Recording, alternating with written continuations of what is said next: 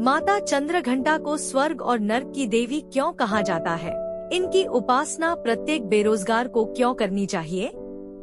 माँ दुर्गा की तृतीय शक्ति का नाम चंद्रघंटा है। नवरात्रि विग्रह के तीसरे दिन इनका पूजन किया जाता है। माँ का यह स्वरूप शांतिदायक और कल्याणकारी है। इनके माथे पर घंटे के आकार का अर्धचंद्र है, इसीलिए इन्हें चंद्रघंटा कहा जाता है। इनका शरीर स्वर्ण के समान उज्ज्वल है। इनके 10 हाथ हैं। 10 हाथों में खड्ग, बाण आदि शस्त्र सुशोभित रहते हैं। इनका वाहन सिंह है। इनकी मुद्रा युद्ध के लिए उद्यत रहने वाली है। इनके घंटे की भयानक चड़न ध्वनि से दानव, अत्याचारी, दैत्य, राक्षस डरते रहते हैं। नवरात्र की तीसरे दिन की पूजा का अत्यधिक महत्व है। इस दिन साधक का मन मणिपुर चक्र में प्रविष्ट होता है। माँ चंद्रघंटा की कृपा से साधक को अलौकिक दर्शन होते हैं।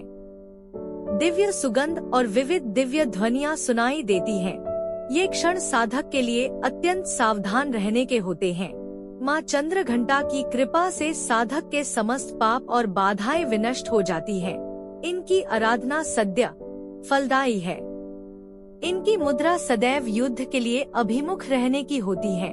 अतः भक्तों के कष्ट का निवारण ये शीघ्र कर देती हैं। इनका वाहन सिंह है, अतः इनका उपासक सिंह की तरह पराक्रमी और निर्भय हो जाता है। इनके घंटे की ध्वनि सदा अपने भक्तों की प्रेत बाधादि से रक्षा करती है।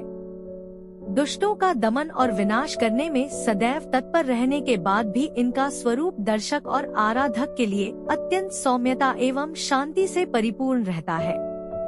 इनकी आराधना से प्राप्त होने वाला सद्गुण एक यह भी है कि साधक में वीरता, निर्भरता के साथ ही सौम्यता एवं विनम्रता का विकास होता है। उसके मुख, नेत्र तथा संपूर्ण काया में कांति गुण की वृद्धि होती है। स्वर में दिव्य, अलौकिक माधुर्य का समावेश हो जाता है।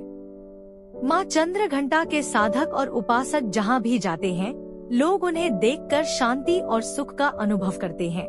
ऐसे साधक के शरीर से दिव्य प्रकाशयुक्त परमाणुओं का दिव्य अदृश्य विकिरण होता है।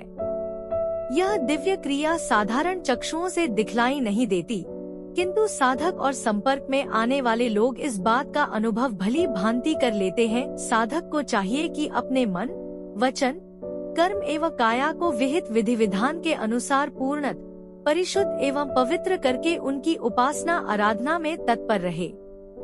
उनकी उपासना से हम समस्त सांसारिक कष्टों से विमुक्त होकर सहज ही परम पद के अधिकारी बन सकते हैं। हमें निरंतर उनके पवित्र विग्रह को ध्यान में रखते हुए साधना की ओर अग्रसर होने का प्रयत्न करना चाहिए। उनका ध्यान हमारे इहलोक और परलोक दोनों के लिए परम कल्याणकारी और सद्गति देने वाला है। इसलिए माता चंद्रघंटा को स्वर्ग और नर्क लोक की देवी माना जाता है। साधक इनकी पूजा करके अपने कर्म में सुधार ला सकते हैं। माँ चंद्रघंटा की कृपा से साधक की समस्त बाधाएं हट जाती हैं। भगवती चंद्रघंटा का ध्यान, स्तोत्र और कवच का पाठ करने से मणिपुर चक्र जागृत हो जाता है और सांसारिक परेशानियों से मुक्ति मिल जाती है। उम्मीद करते हैं आपको यह वीडियो अच्छी लगी होगी। धन्यवाद आपका। वीडियो पसंद आई हो तो लाइक और शेयर कर दीजिएगा।